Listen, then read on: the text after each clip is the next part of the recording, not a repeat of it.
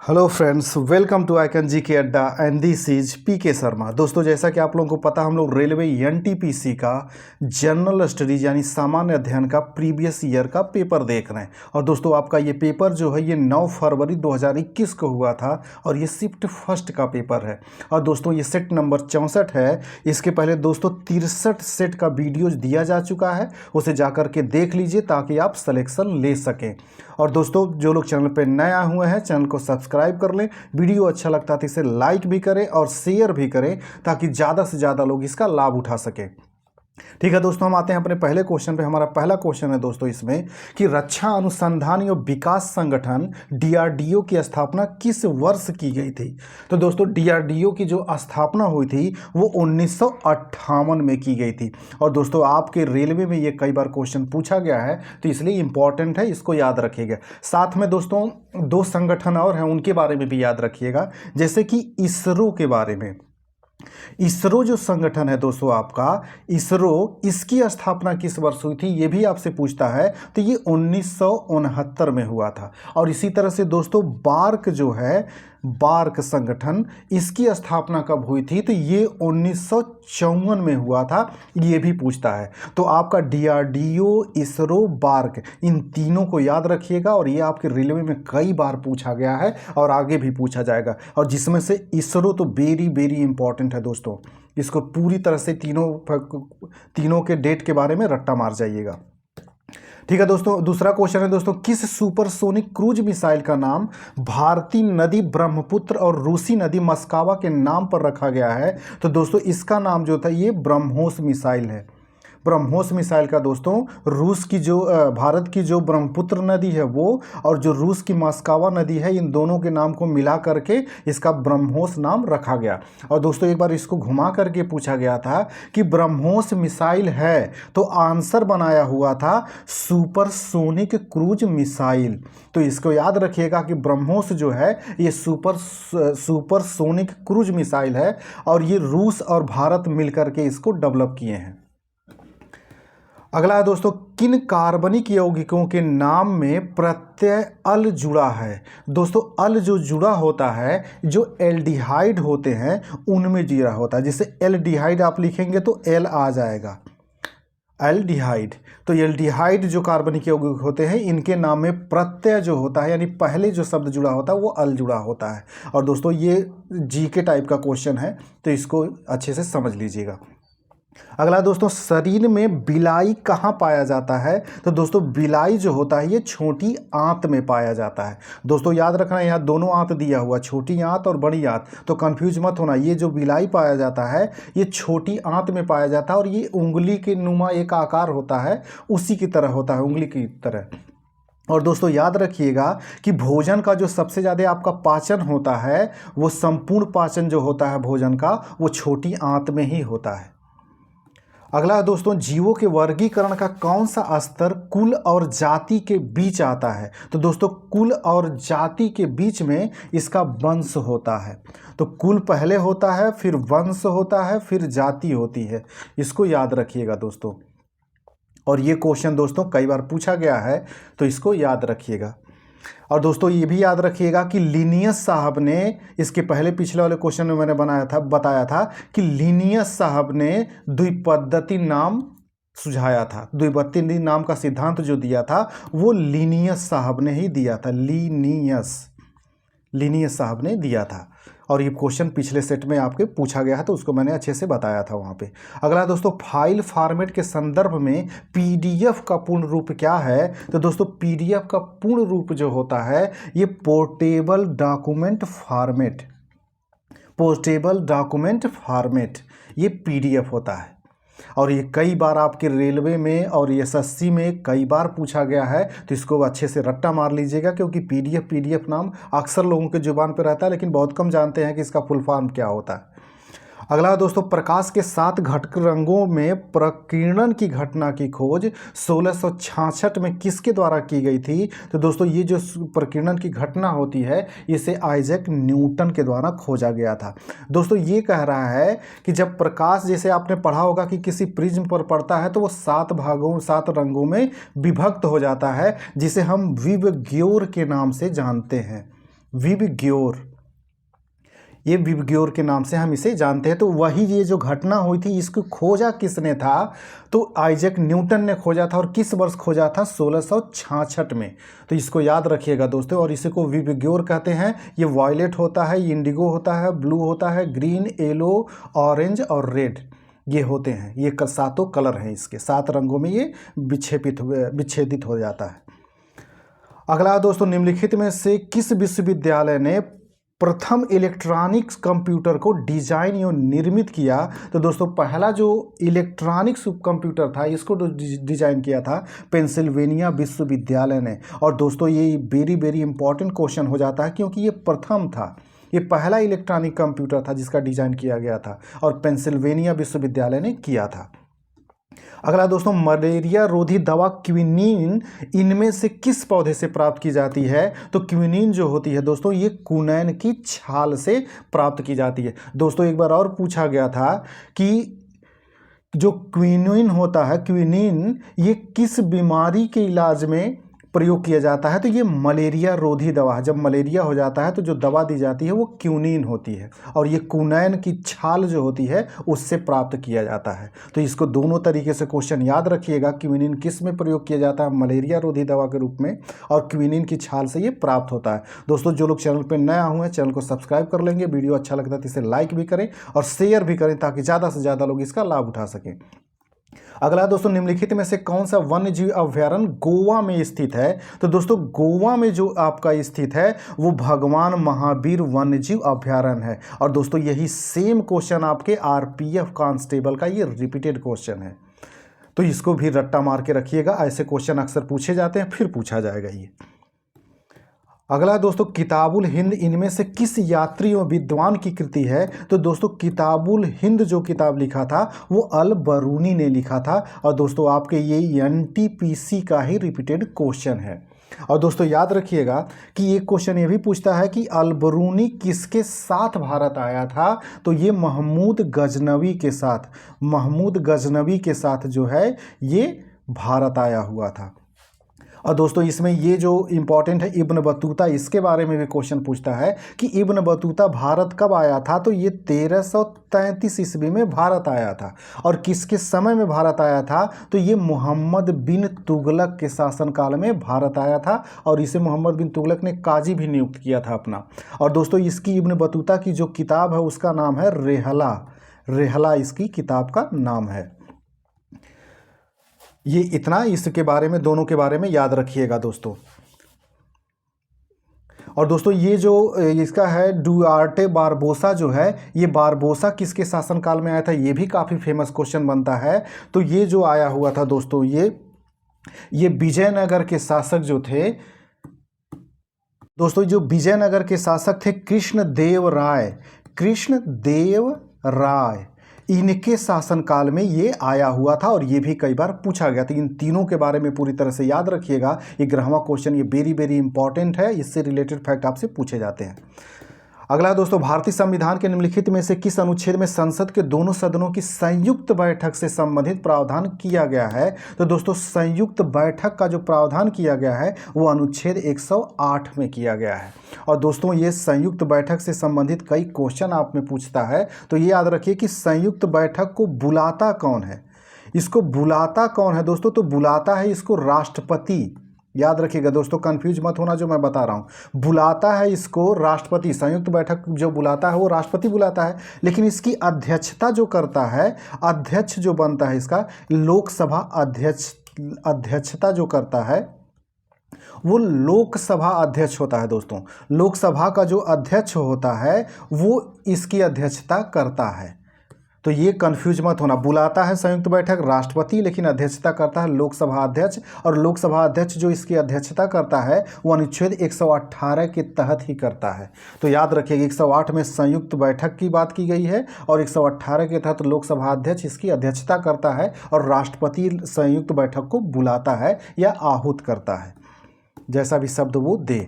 तो ये very very important question है, इसको याद रखिएगा। अगला दोस्तों, भारत का एक सहयोगी सदस्य है। तो दोस्तों भारत का एक सहयोगी सदस्य जो है वो आपका साफ्टा है। साफ्टा जो है भारत का ये सहयोगी सदस्य है। भारत जो है साफ्टा का सदस्य देश है। अगला दोस्तों, इनमें से कौन सी सरकारी कंपनी भारत में स्थित इस्पात संयंत्रों का प्रबंधन करती है? तो दोस्तों इस्पात जो संयंत्र होते हैं उनका प्रबंधन सेल करती है। SAIL, steel authority India limited इसका फुल फॉर्म होता है, तो ये भी याद रखिएगा। अगला दोस्तों, इनमें से कौन सा खोजकर्ता भारत आना चाहता था किंतु इसके बजाय अमेरिका के तट पर पहुंच गया था? तो दोस्तों अमेरिका के तट पर पहुंच गया था क्रिस्टोफर कोलंबस। हालांकि कोलंबस भारत की खोज में निकला था दोस्तों, लेकिन ये भटक करके चला गया था पश्चिम की तरफ और चला गया था अमेरिका। तो अमेरिका की इसने खोज की थी। तो क्वेश्चन घुमा करके पूछता है कि अमेरिका की खोज किसने किया? तो अमेरिका की खोज कोलंबस ने किया था। तो इसको याद रखिएगा। और वास्को डिगामा जो है दोस्तों, ये भी आपसे पूछता है। तो ये वास्को डिगामा कहाँ का यात्री था? तो ये पुर्तगाल का यात्री था। कहाँ का? पुर्तगाल का। और दोस्तों ये भी पूछता है कि ये भारत कब आया था? तो ये 1498 में भारत आया था, 1498 ईस्वी में। और ये भी पूछता है कि कहाँ पे आया था? तो जिस जगह पे पहली बार ये उतरा था उसका नाम था कालीकट। कालीकट नाम था। और दोस्तों ये भी आपसे पूछता है कि इसका, एक मिनट दोस्तों थोड़ा सा, हाँ, तो इसका ये भी पूछता है दोस्तों कि जब कालीकट में वास्को डिगामा 1498 में आया था तो वहाँ का शासक कौन था? उसका नाम क्या था? तो उस शासक का नाम जमोरिन था। जमोरिन। ये सारे दोस्तों याद रखिएगा इन दोनों के बारे में, क्रिस्टोफर कोलंबस और वास्को डिगामा के बारे में। ये क्वेश्चन कई बार आपके रेलवे, एनटीपीसी, आरपीएफ, एलपी सब में पूछा है। तो इसको वेरी वेरी इंपॉर्टेंट है। तो जितने फैक्ट मैंने बताए सब रट्टा मार के रखिएगा। अगला क्वेश्चन है दोस्तों, इसमें गौतम बुद्ध का जन्म कहाँ हुआ था? तो दोस्तों गौतम बुद्ध का जन्म जो है ये लुम्बिनी में हुआ था। और दोस्तों वर्तमान में जो लुम्बिनी है ये नेपाल में पड़ता है। इसको याद रखिएगा। और दोस्तों एक चीज़ और याद रखिएगा कि लुम्बिनी में इनका जन्म हुआ था। और ये भी पूछता है कि बुद्ध को जो ज्ञान प्राप्त हुआ था वो कहाँ हुआ था? तो वो बोध गया में हुआ था। इनको ज्ञान प्राप्त कहाँ हुआ था? बोध गया में हुआ था। और इन्होंने पहला उपदेश कहाँ पे दिया था? तो इन्होंने सारनाथ में पहला उपदेश दिया था।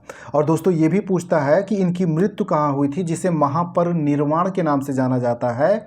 तो वो जो हुआ था दोस्तों वो यूपी के, तो दोस्तों इनका परिनिर्वाण या जो मृत्यु हुआ था वो कुशीनगर में हुआ था। कहाँ पे? कुशीनगर। कुशीनगर में हुआ था। तो इतने फैक्ट इनके गौतम बुद्ध के बारे में आप याद रखेंगे।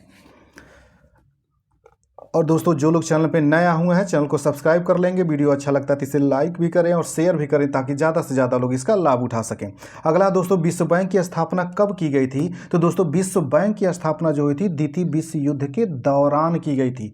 दोस्तों इस क्वेश्चन को ध्यान से देखना, इसमें द्वितीय विश्व युद्ध के बाद भी शब्द यूज हुआ है और द्वितीय विश्व युद्ध के दौरान भी। तो ऐसा नहीं था। इसकी स्थापना जो हुई थी द्वितीय विश्व युद्ध के दौरान हुई थी। कब हुई थी इसकी? द्वितीय विश्व 1944 में। और दोस्तों दोनों याद रखिएगा, एक तो विश्व बैंक की स्थापना और इसी समय आईएमएफ की भी स्थापना हुई थी 1944 में। और ये दोनों संस्थाएं 1945 से काम करना शुरू की थी। तो स्थापना 44 में ही इनका हो गया था।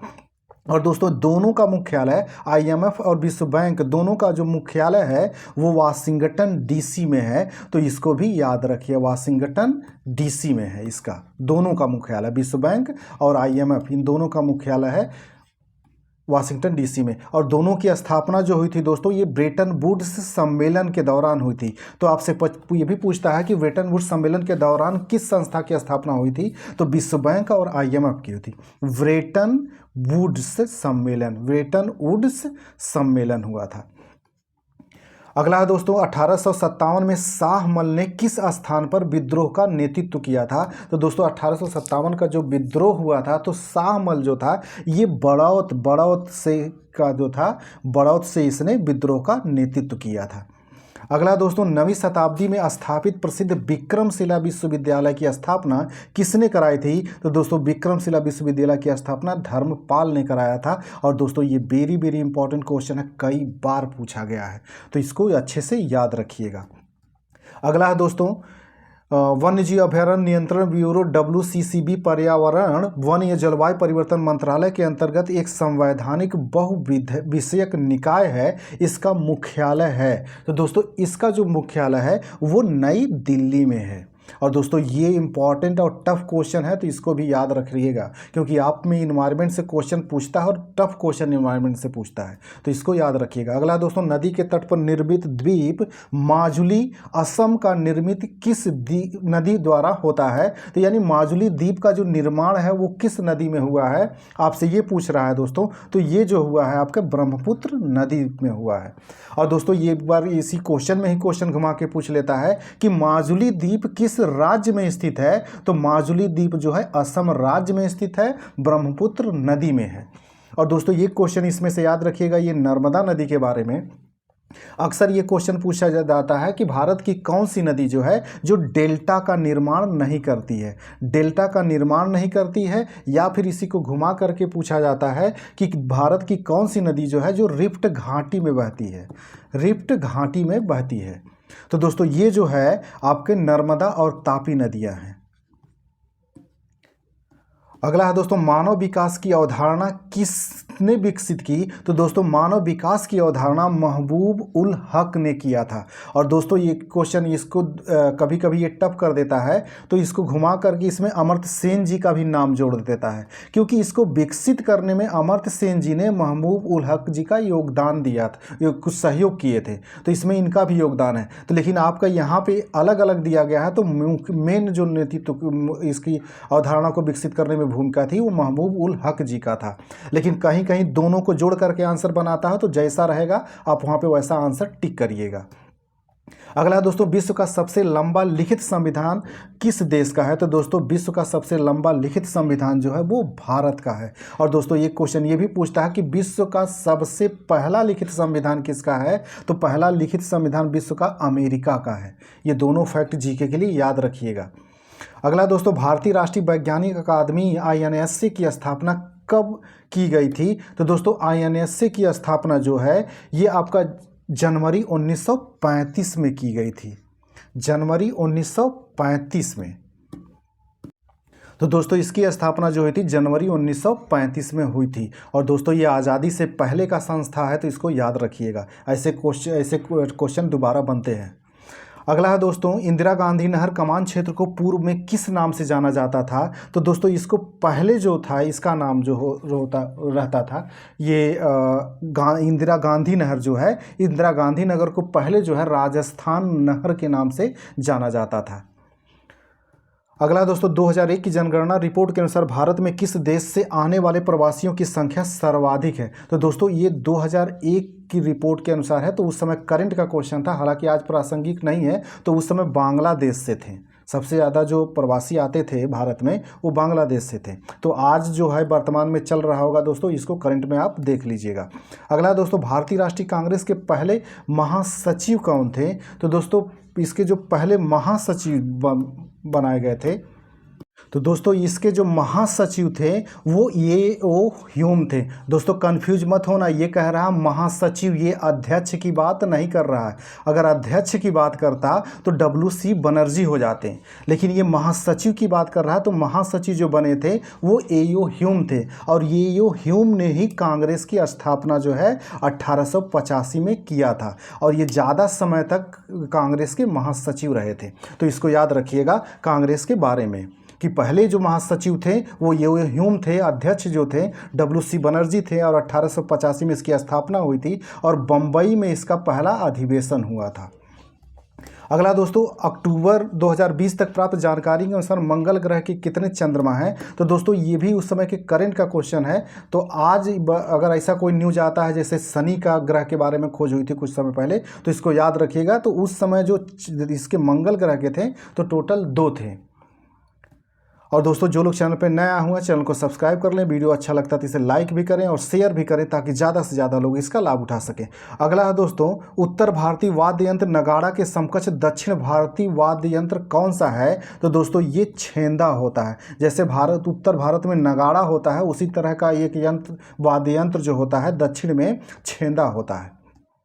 अगला दोस्तों, भारत में तेल एवं प्राकृतिक गैस निगम का मुख्यालय कहाँ स्थित है? तो दोस्तों इसका जो मुख्यालय है वो उत्तराखंड के देहरादून में स्थित है। और ये जो देहरादून में है दोस्तों, ये क्षेत्रीय वाला है। और इसका तेल और प्राकृतिक गैस निगम का जो है वो एनजीसी का मेन जो मुख्यालय है इसका, ये नई दिल्ली में है। नई दिल्ली के वसंत कुंज में है।